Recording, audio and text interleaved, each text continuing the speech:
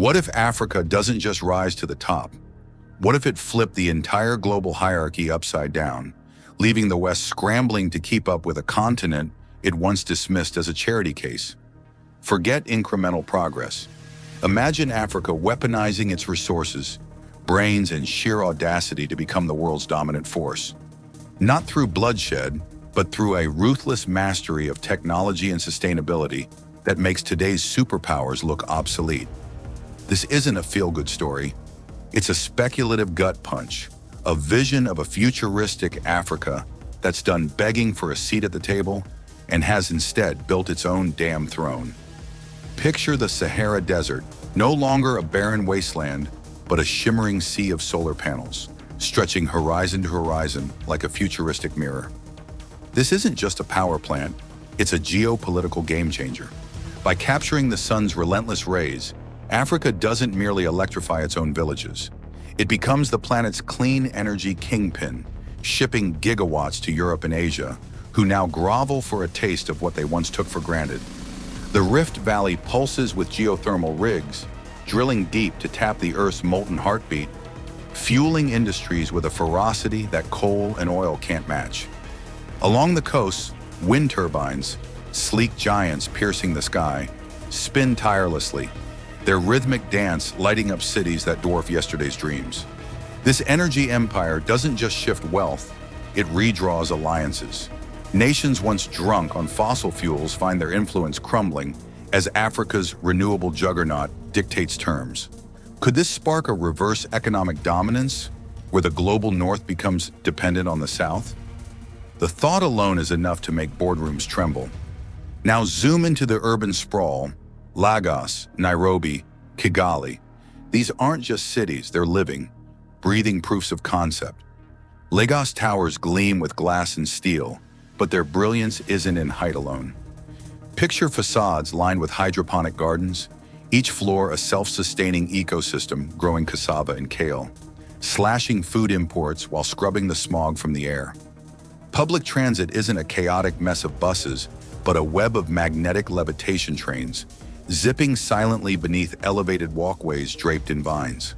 Nairobi pulses as a digital nerve center, its streets alive with autonomous drones delivering goods and 3D printers churning out affordable housing blocks.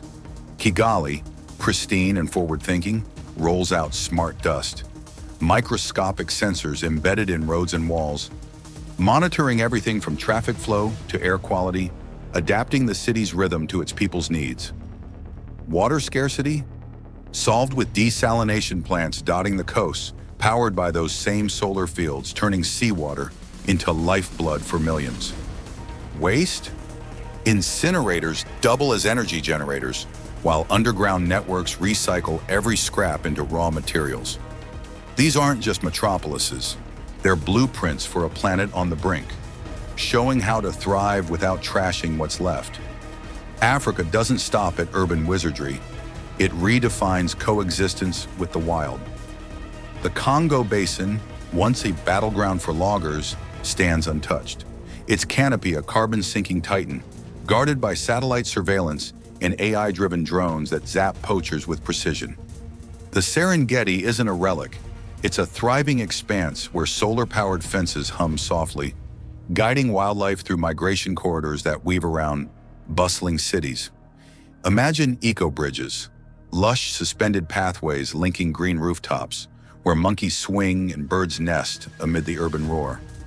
Then there's the geoengineering twist. Those Sahara solar arrays don't just generate power, they're angled to bounce sunlight back into space, cooling a feverish Earth. It's a gamble, sure, but Africa's betting big, proving that progress and preservation can lock hands instead of trading punches. Africa's real firepower isn't in its dirt, though the lithium and cobalt veins fueling global tech don't hurt. It's in its people. A billion-strong youth surge floods the continent with raw potential. Education isn't rows of desks anymore. It's immersive VR domes where kids in rural Senegal dissect virtual engines or explore Mars alongside peers in Johannesburg. AI mentors, think tireless, hyper-personalized guides, decode each student's strengths, churning out engineers, artists, and coders at a pace the world can't match. Culturally, it's a supernova. Accra's galleries burst with holographic sculptures, while Dakar's beats fused with neural interface tech. Top charts from Tokyo to Toronto. Literature pours from Addis Ababa. Tales of this new Africa gripping readers worldwide. This isn't just a renaissance, it's a cultural conquest, with Africa's voice no longer a whisper, but a roar. But let's not sugarcoat it. Utopia's a myth. The digital chasm gapes wide. While cities dazzle, rural pockets languish without broadband, their kids staring at a future they can't touch. Back to the Congo Basin, where an emerald ocean of towering trees stretches beyond the horizon. Alive with the calls of gorillas, the rustle of leaves, and the murmur of ancient rivers. This isn't just a forest, it's the second largest rainforest on Earth, cradling astonishing biodiversity with elephants roaming its depths. Rare birds painting its skies, and beneath its soil, a fortune in cobalt, copper, diamonds, and more, minerals that power the modern world. Yet its true value lies in soaking up carbon, stabilizing the climate, and sustaining millions of lives, making it not merely a resource to exploit, but a legacy to protect for Africa's future generations. So how do African nations ensure this vital heart keeps beating? The answer is unity, a bold alliance, the Congo Preservation Pact, where leaders from Kinshasa to Nairobi join hands in a powerful coalition to manage the Congo's riches sustainably, enforcing strict rules against wildcat mining and slash-and-burn logging. While drones patrol the skies, AI tracks every shipment, and profits flow back to Africa's people, funding schools, hospitals, and renewable energy. With solar-powered mining hubs extracting cobalt precisely, leaving the forest intact, and reforestation drones scattering seeds across cleared patches. Yet unity faces fierce tests. Corruption tempts leaders with quick cash, foreign corporations eye the wealth, and short-term pressures whisper, "Take it all now." But in this future, Africa stands firm, with grassroots movements armed with blockchain, demanding transparency. Communities near the forest becoming its fiercest guardians, their voices amplified by mobile networks. And globally, the narrative shifts as African nations declare the Congo Basin a World Heritage Trust, winning international backing, not handouts, but investments in a shared planetary good. A future leader's call echoes. The Congo is not just a forest, it's our future. Together, we will ensure it thrives for generations, not as a fading memory, but as a beacon of what Africa can achieve when we stand as one, igniting a movement that transforms the Congo into a symbol of unity, where sustainable development and conservation aren't rivals but partners. So children in Lagos and Lusaka grow up knowing their inheritance isn't just raw materials, but a model of foresight, a continent multiplying its wealth through research labs, tapping biodiversity for cures, carbon markets turning trees into global treasures, and young Africans launching startups inspired by the forest's resilience. The world watches, not with envy or pity, but with admiration, as Africa proves unity can protect even the mightiest ecosystems.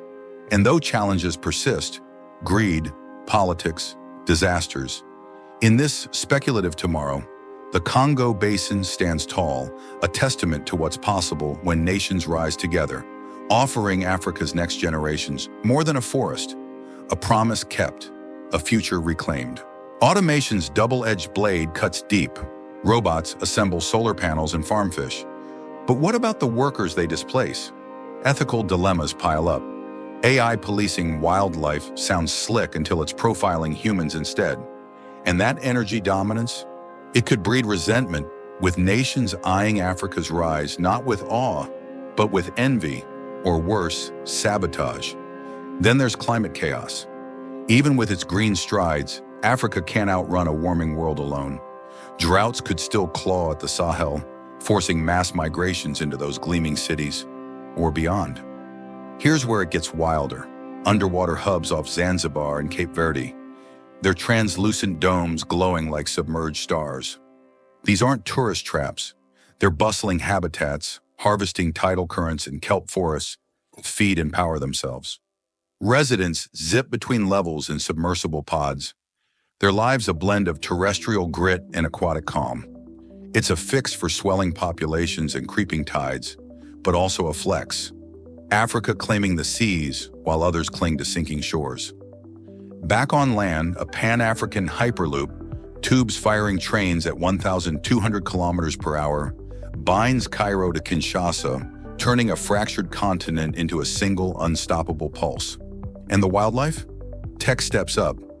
Robotic rangers patrol reserves, their sensors tracking every heartbeat, ensuring gorillas and cheetahs don't just survive but reclaim their turf.